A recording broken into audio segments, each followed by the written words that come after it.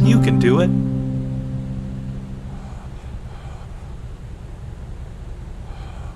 I believe in you.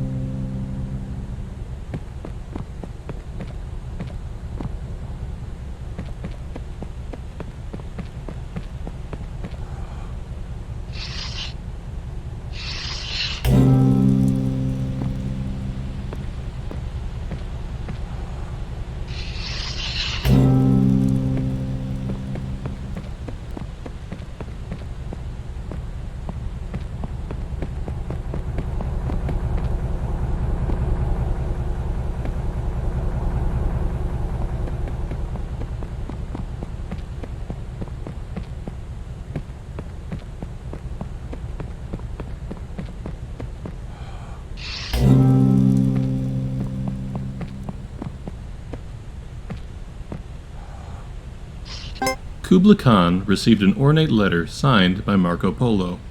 In Madrid, city of lost things, no item remains where it was set. If one drops his key in the dirt, he may never re-enter his home, and even if he manages to stoop and recover the key, he may rise to find a tulip garden where his house once stood. In complementary fashion, things lost by others are forever turning up. A pocket watch on a coffee table, a fond memory in your recollection. I even know of a prince who turned up in a prison cell. When he appealed to the guards for his release, he failed to find the crown on his head, and when he was asked his name, he searched his thoughts, but could not find it. Indeed, the only hope now for the release of this prince of Spain is for you to send back 300 ducats for his release. Of course, he will reward you handsomely once he is out. Yours truly, Marco. Kubla Khan cocked an eyebrow and declared before his court, "Hey everyone, looks like we're about to get ripped off by the guy who traded gold for paper." The court erupted in booming laughter. Italo Calvino, Invisible Cities 2, this time it's visible.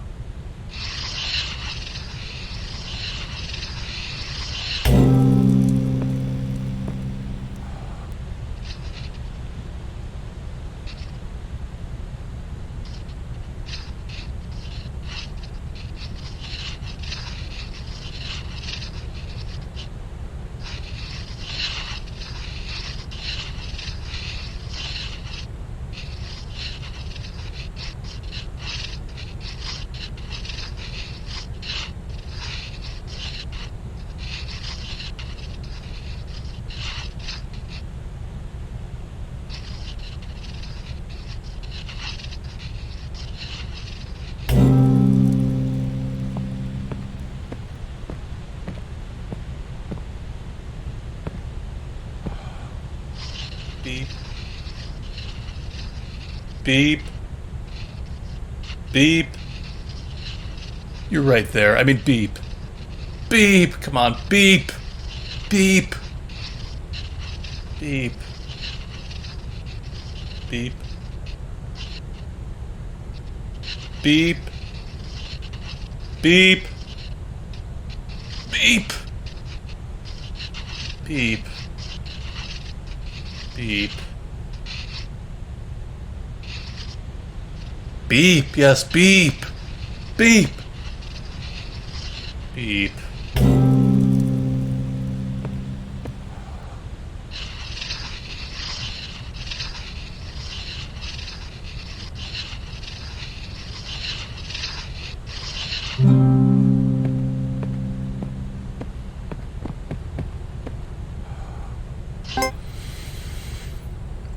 Through many births, I have wandered on and on, searching for, but never finding, a better deal than 0% APR on certified pre-owned vehicles.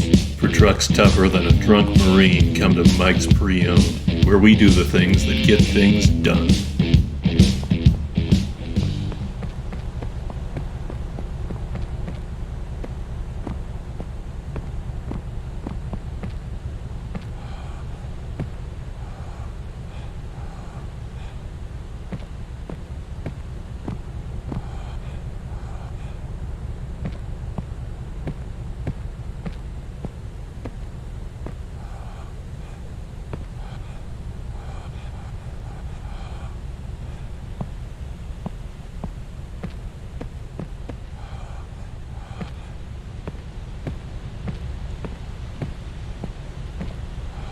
This is all you. Yeah, keep trying. Yeah, there's a trick to it, but you've got it. Yeah, maybe you can't do it. Maybe you can do it. I believe in you. This is all you. You can do it. I believe in you. This is all you. You can do it. I believe in you. This is all you.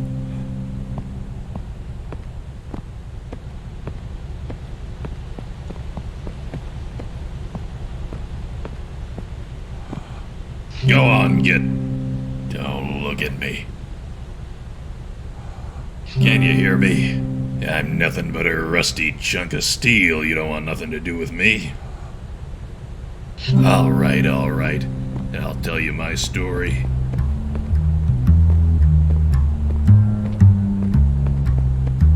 It was June the 8th, 1947, gray morning, slightly foggy. I had my own practice then, and I was living higher than a cosmonaut on a stepladder. My hints were subtle, too, real subtle. Back then, they said good old hint button. His hints could steal the tail off a weasel. Then they tossed me in the can. Know what, know why, know how. Those were the mean times, when all the common sense in the world won't make a nickel to buy you a black coffee. I used a rope to tie my pants, and pants to tie my shoes. I made do the way a man does, till one day, after stealing the socks off a fireplace, I caught my own look in a puddle of bootleg rye and realized I had to do what I'd never done before. I gave myself a hint. So that's me. I was nothing but a downtown crumb who dreamed of being a whole sandwich. Now I'm just another sloppy Joe. Come back when you got something.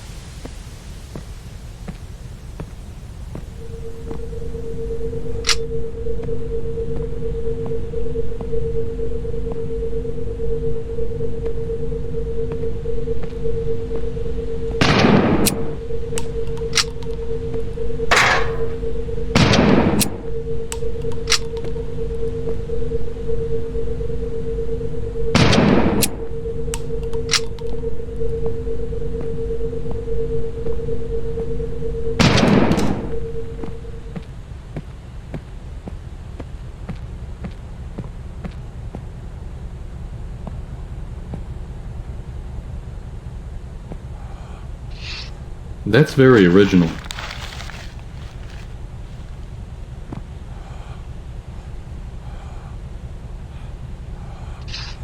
It just needs more red, I think.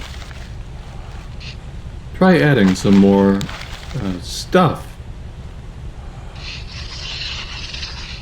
Having paint at the edge of the canvas makes you look desperate. Try again. No, try putting some more loops on it. Now you have too many loops. Minimalism is a neoliberal crutch. You need to paint more. It simply must have more loops. I like it, but it's also kind of too red.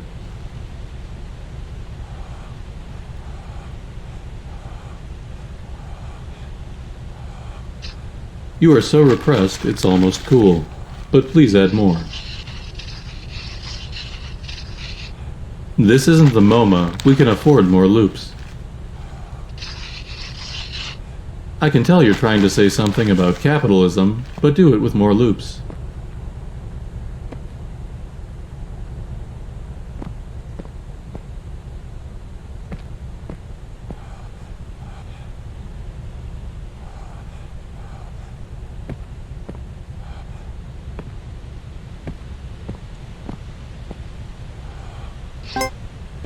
Imagine gravity is fractal, because light is just a wave and gravity is just a wave. So imagine there's a big piece of glass that splits up gravity like a prism, so that there's like blue gravity and yellow gravity, and then somebody gets hit by the red gravity, and it makes them super heavy, so they have super strength, but like they're also really slow. And another guy gets hit by microwave gravity, so he's trying to zap everybody, and just when he's about to zap the main guy, we see a lady come out, and she turns out to be Ultraviolet Girl, and she has super speed, so she beats him. And it, like, also gave her giant cans. Thomas Pynchon, Gravity's Rainbow.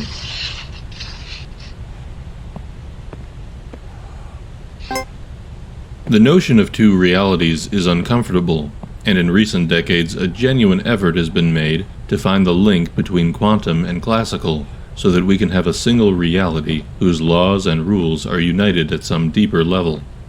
This brings us back to prayers. Let's say that a prayer is a classical event or feels like one. You, a unique individual, have a particular request, which you voice in words that no one else is speaking at that instant. What if this classical event gets processed at a non-local level? The notion isn't far-fetched, because it seems that the mind-body link does consist of fluctuations at the quantum level. If this is so, then any thought, not just a prayer, has quantum implications. Deepak Chopra, A Spiritual Mystery. Does God Listen to Prayers? Part 2. Could you, draw less?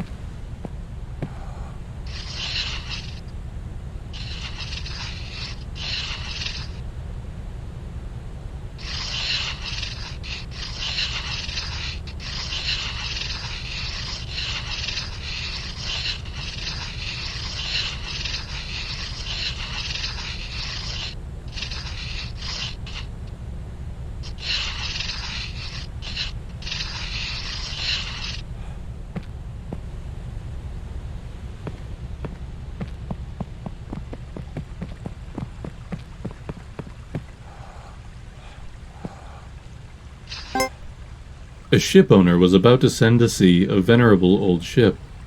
He knew that her barnacled hull, however, had often needed repairs, and doubts were suggested to him that possibly she was not seaworthy. The conscientious old captain thought at once to have her thoroughly refitted, even though it should put him at great expense. Before the ship sailed, however, he managed to stifle these bothersome misgivings, and said to himself that she had gone safely through so many voyages that it was idle to suppose that this trip should be any different. He put his trust in Providence, and banished from his mind all ungenerous suspicions about the honesty of the ship's builders, and in such ways he acquired a sincere and comfortable conviction that his vessel was altogether safe and seaworthy.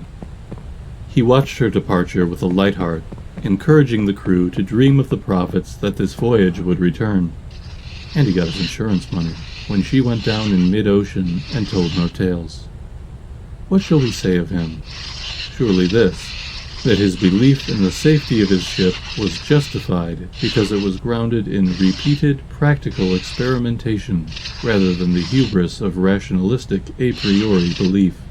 It is admitted that he put his confidence in the builders of this vessel, but even this confidence was misplaced, for these were the selfsame charlatans who sought to sell him gratuitous repairs later on, and Big Ship is always trying to get one over on the little guy.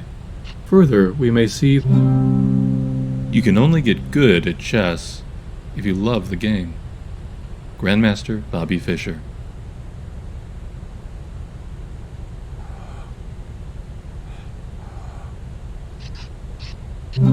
I hate chess. I hate chess. I hate chess. World Champion Bobby Fischer.